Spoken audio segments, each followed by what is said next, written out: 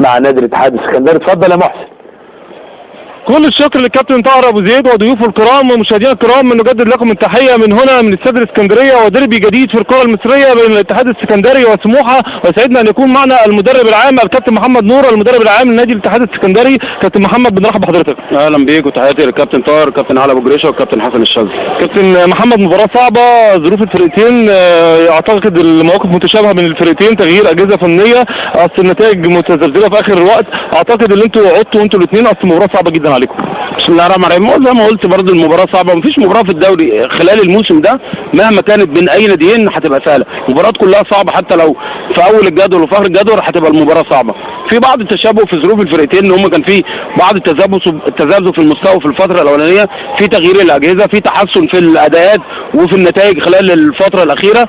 انا شايف طبعا المباراه هتبقى صعبه، وبعدين الفرقتين طبعا كتب مفتوحه لبعض، كل فرقه عارفه الفرقه الثانيه وعارفه مفاتيح لعبها وعارفه نقاط القوه والضعف اللي موجوده فيها. اتمنى ان شاء الله ان احنا نستكمل المسيره الناجحه اللي احنا بدأناها مباراه الاسماعيلي والزمالك، وبدانا نحصد النقط مع الاداء الجيد في مباراه الاهلي. اتمنى ان شاء الله ان احنا النهارده لعيبتنا يقدروا يأدوا بنفس الشكل وبنفس الجديه ونفس الروح، ونقدر نحصل على الثلاث نقط اللي ان شاء الله يساعدونا الفتره الجايه ان احنا نخرج من الموقف اللي احنا فيه باذن الله. النهارده عندك غيابات ابراهيم الشايب، بس اعتقد مش هيأثر بشكل كبير، اصل الصفوف مكتمله. ابراهيم سعيد رجع، لعيبه الخبره، الهاني سليمان برضه هو النهارده موجود في الحراسه. شايفين مفيش غيابات لابراهيم الشايب يا كابتن، صح؟ هو ابراهيم الشايب فعلا كان عنده اصابه خلال الفتره اللي فاتت، وهو كان ممكن يشارك، لكن احنا طبعا فضلنا ان هو ما يشاركش عشان لازم نكون متاكدين ان اللاعب يكون سليم 100% عشان يقدر يشارك.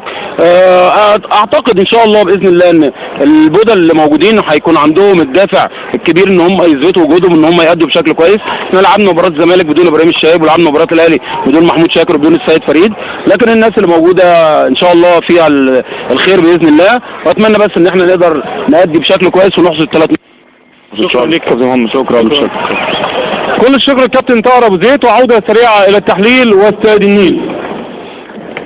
شكرا لمحسن محمود والكابتن محمد نور بالاستاد الاسكندريه. كابتن علي